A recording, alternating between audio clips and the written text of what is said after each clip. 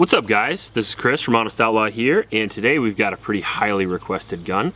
I've been doing some Tauruses lately, so this fits right in. I've also been doing some micro pistols lately, so this fits in with that as well. This is the new Taurus Micro 9mm.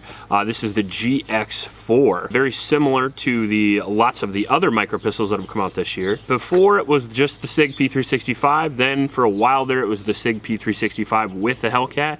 Now we got a whole bunch of them in 2021, including the GX4, which is similar in size and weight. Before we get into that, I want to thank my Patreon supporters. Thank you guys very much. It's because of you I was able to purchase this gun, purchase this with the Patreon dollars. If you want to help support the channel, all you got to do is go to the link in the description, and there's a link there. All you got to do is click it, sign up.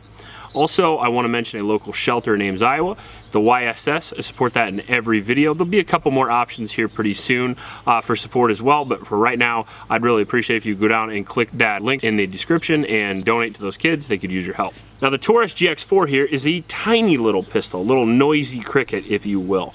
It has a 3-inch barrel, only weighs 18 ounces, making it a very compact and easy to carry firearm. Small guns have been around for a really long time, Derringers, all that good stuff. However, they haven't been able to not only be chambered in the 9mm until relatively recently, up to about 10 years or so ago. Now, however, they are not just single stack, but they are double stack, double the single feed magazines here, which the SIG P365 really made famous. And now everybody and their mother is going to have one here pretty soon. Hopefully Glock will in the next, I don't know, 15, 20 years, if you remember the whole debacle with the 380. But that being said, the GX4 is here right now, and relatively quickly coming off the release of the Ruger version of this, and then the Smith & Wesson Plus, which I like a lot and is one of my carry guns. So it should be interesting to see what Taurus brings to the game. It's got front slide serrations on it. It's got a little memory pad for your thumb there. It's got a flat face trigger, which does break at 90 degrees, which is actually better than the FN 509 LS Edge, and that was kind of their marketing standpoint. However, pretty good trigger in the Taurus so far. It has steel sights right out of the box, which is pretty sweet. White front dot there. I'd prefer it to be orange, but white will work just fine. This gun actually comes with back straps. It comes with 2 back straps, so you can change it if you like, which I actually think is pretty cool. And then it comes with 2 11-round 9mm magazines. Both of them are flush fit. Now, this is just like the others. It is a striker-fired polymer frame 9mm micro double stack, and I think that they did a pretty good job here with the ergonomics. It also has a swappable magazine release as well for you lefties out there, and other than that, it doesn't have any other real controls other than the slide release, slide stop, which you don't really use on these smaller guns anyway. The issue with smaller guns like this is going to be a little bit of recoil. You're going to have a good bit of recoil with a small 9mm. And you're saying, oh, it's just a 9mm, but this, I'm willing to bet you, has more recoil than an average 45 1911. Just simply because if you reduce the slide weight, you reduce the overall weight of the gun, you're going to have more recoil and pulse and more muzzle flip, so it's going to be a little bit harder to shoot. Also, it's going to have a little less real estate for you to control that recoil as well, so you're going to get a little bit slower split times regardless of the trigger. However, this does feel pretty good. It does have that squared off trigger guard and has a pretty decent undercut as well. So I feel like I can get a hold of the gun pretty well, but we'll have to see under the actual shooting, which we'll do here in a minute. Now, I just noticed that it has serrations on the back of the rear sight there as well, and they look a lot like Glock dovetailed sights to me. So maybe the 43 will fit in there. We'll have to find out. I didn't see that on their website. Gun comes in at significantly lower than a lot of the other pistols. I believe it is the lowest priced micro 9mm. I think I got mine for around 380 bucks, I want to say, somewhere in there, and I think the MSRP for somewhere about 350 to 400. You guys are out there in Cali, stuff like that, good luck. These prices don't apply to you. However, if you're out here in a normal state, you can usually get them pretty cheap. I've seen these in almost every gun store that I have seen thus far.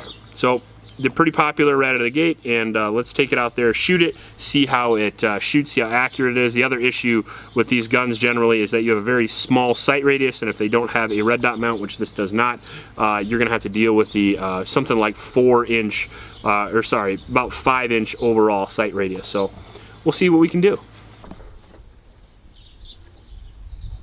Got a little rainbow action over the range today. Good omen. You're gonna start that little guy off at 75? I don't know, you know, the philosophy of use for micro compacts is obviously like 5 yards, maybe 10 yards and in. And most people start shooting closer and then go further away, but I like to see what I'm at cold, you know. So we'll just try to play around here and just see if we hit it. It's not really a judge of the gun whether you do or not, more of a judge of me.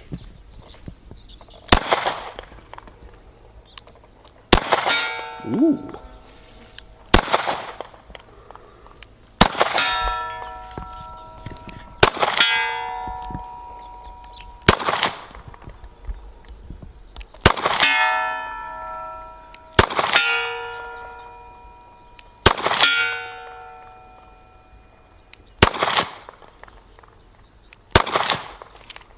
A couple to the left there. It's a very shootable gun. You like this better than the Ruger or the Hellcat, I bet. Pretty decent recoil impulse. It's really hot today too, so I thought it'd be slipping out of my hand, but rock solid. Okay. All right, so now let's move to a more practical distance of about 50 yards.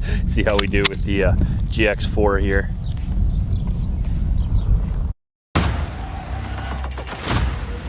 Your team is the last global gunslingers of a bygone era.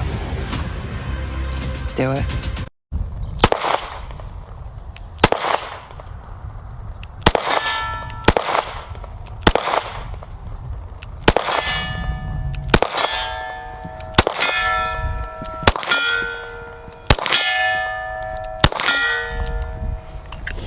Yeah, I'm shooting a little bit left. It's probably the trigger pull. And sometimes with these small guns, I'll just push it right to the left just because I'm right-handed. That's a common error with right-handed shooters, particularly with people with bigger hands shooting small guns.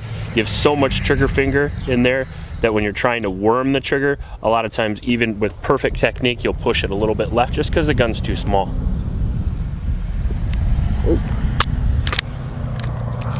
All right. And we have a malfunction of some type.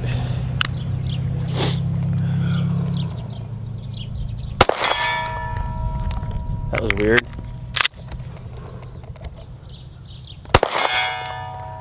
Let's check that out. Okay, go.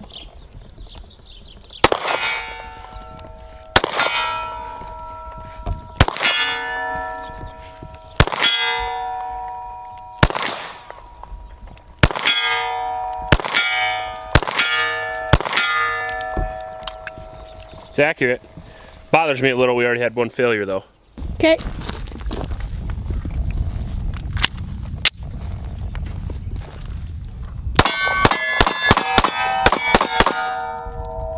Oh, that's fast.